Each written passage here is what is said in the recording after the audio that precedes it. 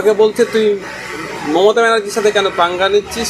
ভিন্ন রাজ্যে গিয়ে পিটিয়ে মারছে, না মারতে পারে বাংলা শ্রমিকদেরকে, তার জন্য রাজ্য সরকার কি পলিসি তৈরি করেছে, এর জন্য আমি চিৎকার করব।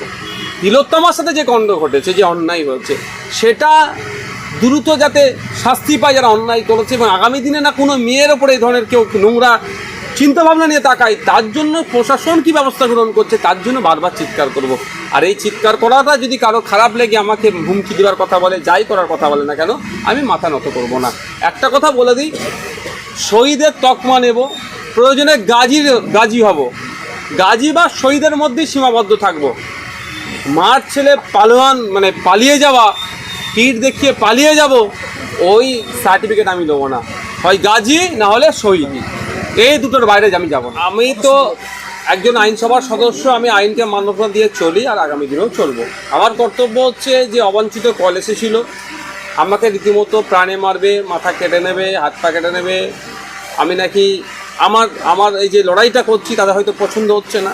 একদিকে তিলোত্তমা, একদিকে ভাঙড়ের মানুষের উপরে যে অন্যায় অত্যাচার হচ্ছে, যাদেরকে শোষণ হচ্ছে, সারা রাজ্যের মানুষ আজকে বঞ্চিত হচ্ছে, ওয়াকাফ প্রপার্টি আজকে ধূলিসাৎ হয়ে যাচ্ছে, দেবত্ব সম্পত্তি লুটপাট হয়ে যাচ্ছে, এসটি এসসি ওবিসি মাইনরিটি যারা আছেন তাদেরকে সব সম্পত্তি লুট হয়ে যাচ্ছে।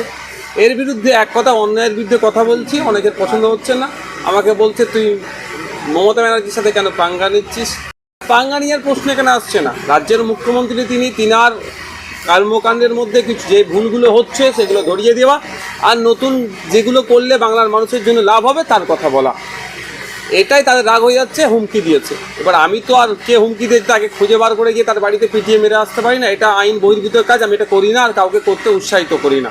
আমি যেটা করেছি সেটা হচ্ছে লোকাল থানা থেকে শুরু করে ডিজি পর্যন্ত আমি এই বিষয়টা অকিবহল করেছি, তাদেরকে জানিয়েছি, তাদেরকে এই বিষয়ে পদক্ষেপ গ্রহণের জন্য জানিয়েছি, এবং সাথে সাথে আমি এয়ার কাস্টোডিয়ানের মধ্যে আছি, আমাদের সম্মানীয় স্পিকার স্যারকেও আমি জানিয়েছি এই বিষয়টা, এবং স্বরাষ্ট্র দপ্তরেও আমি সেন্ট্রাল হোম মিনিস্ট্রিতেও আমি এই বিষয়টা জানিয়েছি। এবার দেখার বিষয় মমতা ব্যানার্জি সরকার অর্থাৎ রাজ্যের প্রশাসন কত দ্রুত কে আমাকে ফোন করে হুমকি দিল, এর পিছনে কী রহস্য আছে, কে বা কারা ওকে উৎসাহ দিয়ে আমাকে প্রাণে মারার জন্য প্ল্যান করছেন, কি করছেন না করছেন সেটা খুঁজে বার করা। বিধায়ক নওশাদ সিদ্দিকী সাহেবকে কি হুমকি চুমকি দিয়ে আগামী দিনকে দমে দেওয়া যাবে যে টাকার অফার ছিল এবং কেস দিয়ে আপনাকে দমানোর চেষ্টা হয়েছিল, তারপরে আপনাকে প্রাণে মারার হুমকি? আপনাদের বলি, আমি সমস্ত বিষয়টা নিয়ে পাবলিক ডোমেইনে ডিসক্লোজ করিনি। ইতিপূর্বে আমার বাড়িতে লিখিত কাগজ পাঠিয়েছিল, মারার বাড়িতে কাগজ পাঠিয়ে দিয়েছিল। সেই সময় আমাকে বেশ কিছু অফিসার বলেছিলেন যে এই বিষয়টা একটু আমাদের কাছে দায়িত্ব ছেড়ে দিন, আমরা দেখছি, এই বিষয়টা পাবলিক ডোমেইনে দেবেন না। আমি সেই জন্য আমি দিইনি, কিন্তু দেখছি একের পর এক বেড়ে যাচ্ছে, এবার সরাসরি ফোন করছে। তো আমি মনে হয় আপনাদের কি আমি ভয় পাবো না, এইসব এতে আমি ভয় পাই। জীবনের একটা গুরুত্বপূর্ণ অধ্যায় হয়তো আমি অধ্যয়ন করতে পারতাম না যদি আমাকে জেলে না রাখতো। এখানে দেখেন আমাদের উসমান ভাইয়াতে জেল খেটেছি আমরা, আর কারা কারা জেল খেটেছি, এই জেল খেটেছি আমরা, আরও সিনিয়র লোক আরও অনেকে আছেন। আমি নিজে 42 দিন জেল খেটেছি, আমাদের জাহাঙ্গীর ভাইও প্রায় 3 মাস মতো জেল খেটেছে, আমাদের জাহাঙ্গীর ভাইয়ের ভাইপো আছে, আমাদের যারা নেতৃত্বরা আছে সবাই একবার করে জেল খেটেছি, আমিও 42 দিন জেল খেটেছি। একটা গুরুত্বপূর্ণ অধ্যায় আমরা অধ্যয়ন করেছি, মানে পার করে নিয়েছি। সুতরাং ভয় ভীতি আমাদের কেটে গিয়েছে। এই হুমকি চুমকি দিয়ে অবাঞ্ছিত কল করে কেউ যদি মনে করে এবং অর্থের লোভ দেখিয়ে আমাদেরকে আটকাতে পারেনি, আমাদের শুধু নয়, আমাদের নেতৃত্বদের রাত দিন আমাদের অফার আসছে আমাদের নেতৃত্বদের কাছে, এই পদে জয়েন করো, সেই পদে জয়েন করো, এই পদ দেবে সেই পদ দেবে। নিজেদের মধ্যে তৃণমূলের লড়াই হচ্ছে, কে কী পদ নেবে তার লড়াই হচ্ছে, তারা ঠিক করতে পারছে না। আর আইএসএফ থেকে নাকি জয়েন করে তাকে বড় পদ দেবে। আইএসএফ থেকে তো অনেকজনকে জয়েন করিয়েছে, কিছুজন ভয়ে গিয়েছে আর কয়েকজন লোভে গিয়েছে, কিন্তু তাদের অবস্থা দেখুন, না ঘাটকা না ঘাটকা, অনেক বলে নিয়ে গেছিলো, তারা এখন দুকুল গিয়েছে তাদের। তো সুতরাং ভয় টয় দেখিয়ে হুমকি চুমকি লোভ দেখিয়ে আমাদেরকে আটকাতে পারবে না। লক্ষ্য উদ্দেশ্যটা আমাদের একদম স্পষ্ট, সেইটা হচ্ছে কি এই অন্যায়ের অবসান হোক। মূলত যিনি আপনাকে হুমকি দিয়েছে তিনি নিজের মুখ দিয়ে স্বীকার করেছেন, আপনি বলেছেন যে আপনি মমতা বন্দ্যোপাধ্যায়কে হারানোর জন্য উঠে পড়ে রেখেছেন, তাহলে আপনার কী মনে হয় তিনি কি কোনো রাজনৈতিক কারণের মানুষ?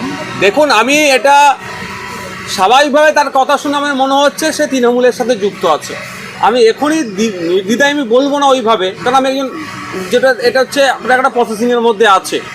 এটা সত্যতা খুঁজে বার করার দরকার প্রশাসনের, যে ওই ব্যক্তিকে কে বা কারা ইন্ধন জুগিয়ে আমার বিরুদ্ধে এই ধরনের কথা বলার জন্য উৎসাহিত করেছে, এটাকে খুঁজে বার করতে হবে। রহস্যটা কি? নয়, পরীক্ষামূলক ফাইনাল ভ্যাকসিন নয়।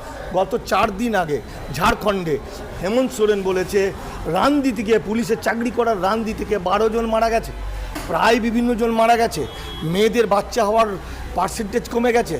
তো মমতা ব্যানার্জি নাকি বলেছিলেন তদন্ত করব, ফলে সারা পৃথিবীর রাঘব বোয়াল যারা মেডিকেলের কোম্পানির মালিকগুলো ওদের বিরুদ্ধে নেমেছে, ওষুধ কোম্পানিগুলো বিরুদ্ধে নেমেছে, নার্সিংহোমের মালিকগুলো বগল বাজাচ্ছে, তার কারণ সমস্ত কেস ধরুন 5,500 থেকে 6,000 দিন 4 আগেকার খবর ছিল, কেস মানে অপারেশন সমস্ত সরকারের আমাদের বাবার টাকায় তৈরি মেশিনপত্রে অপারেশন না হয়ে সেই অপারেশনগুলো হলো নার্সিংহোমে।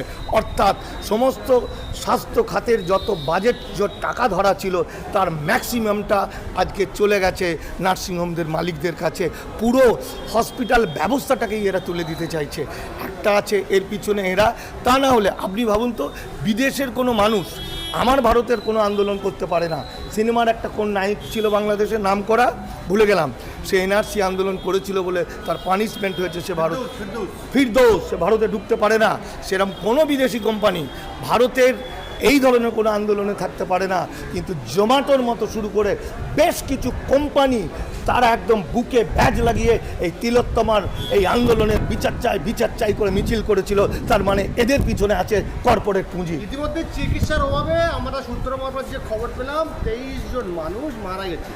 23টা তো আপনি খবর পেয়েছেন, আমার কাছে হিসাবটা 1000-এর কম নয়, কারণ মারা যাওয়ার হিসাবটা ওইভাবে হয় না প্রতিদিন। তিলোত্তমার মৃত্যুতে আমরা সবাই শোকাহত, কিন্তু এই যে মানুষগুলো মারা গেল এদের উপায় কি? দেখুন, এটা যেটা ঘটছে সেটা হচ্ছে, আপনারা জানেন যে বছর 3 আগে চোর ধরো জেল ভরো, চোর ধরো জেল ভরো বলে দুর্নীতি মুক্ত করার সময় ওরা গোপনে এনআরসির মূল কাজ এনপিআর করে নিয়েছে, যেটা হয়ে যাওয়ার পরে মোহাম্মদ সেলিম বলেছেন, যেটা আমরা প্রথম থেকে বলেছিলাম। আমরা যখন বলেছিলাম পার্থ চ্যাটার্জিকেও ধরতে হবে, বিচারে যদি ফাঁসি হয় ফাঁসিও দিতে হবে, কিন্তু কেউ আধার ভোটার লিঙ্ক করবে না, তখন আমাদের বলেছিল চটি চাটা। কিন্তু ওরা ভুলে গেছে আমরা চটি চাটা, কিন্তু ওদের মাথার মধ্যে ঢুকে আছে গরুর মুত আর গোবর। এই গোবরখোর মুতখোর এই মানুষগুলো কিছুদিনের মধ্যেই ধরা পড়বে। গতকালকে গৌহাটি হাইকোর্টের গৌহাটির রিপোর্ট, ওখানকার মুখ্যমন্ত্রী ঘোষণা করেছে যে যারা সিএতে আবেদন করছে না, ওই নাম্বারটা না থাকলে তার আধার কার্ড বাতিল হতে পারে, হবে। আচ্ছা, এইটা পরে প্রশ্ন করবো। হ্যাঁ, ওইটার সঙ্গে এইটা সম্পৃক্ত। তার কারণ হলো টোটালটাই হচ্ছে মানুষগুলোকে ধরে নেওয়ার জন্য, এবং এটাতে ফেঁসে যাবে সিপিএম পন্থী